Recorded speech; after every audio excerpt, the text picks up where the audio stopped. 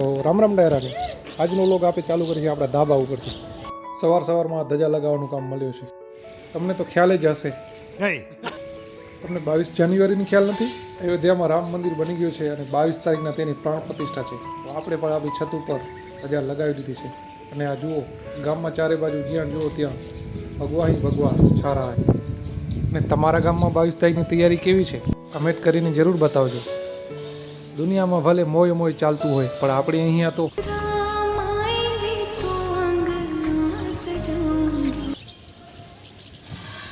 સવારનું કામ કરીને હવે આપણે નીકળવો છે ગૌશાળાની મુલાકાત.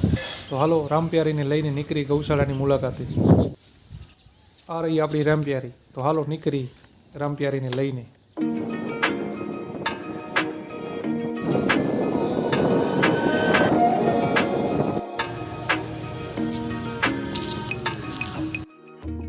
આ દેખાય છે યજ્ઞ મંડપ છે અને આ સામે ગેટ છે ગૌશાળાનો, વૈદિક ગૌશાળા. એટલે તમને પણ અચરજ થશે. તો ચાલો જોઈએ કે વૈદિક ગૌશાળા કેવી હોય. આ યજ્ઞ મંડપમાં સવાર સાધના માટે ઉપયોગ લઈ શકાય અને આ છે ગૌશાળાનું મુખ્ય સુશોભન. આ સંપૂર્ણ ગૌશાળા ગાયના ગોબરથી લીપણ કરીને બનાવેલમાં આવેલ છે. આ જે તમે દિવાલો જોઈ રહ્યા છો એ સંપૂર્ણ ગાયના ગોબર એટલે કે લીંપણ, જેને વૈદિક પ્લાસ્ટર કહી શકાય, તેનાથી બનાવેલી છે.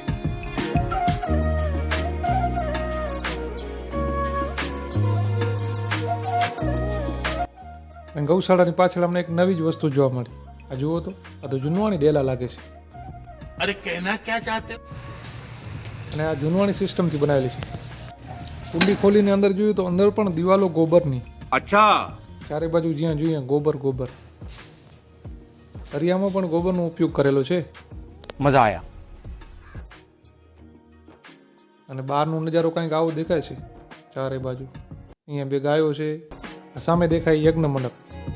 અને હા, તમને આ ગૌશાળા કેવી લાગી? આવી ગૌશાળા તમે ક્યારે જોઈ છે? કોમેન્ટ કરીને જરૂર બતાવજો. તો મળીએ એક નવા વિડીયો સાથે. ત્યાં સુધી રામે રામ ડાયરાને.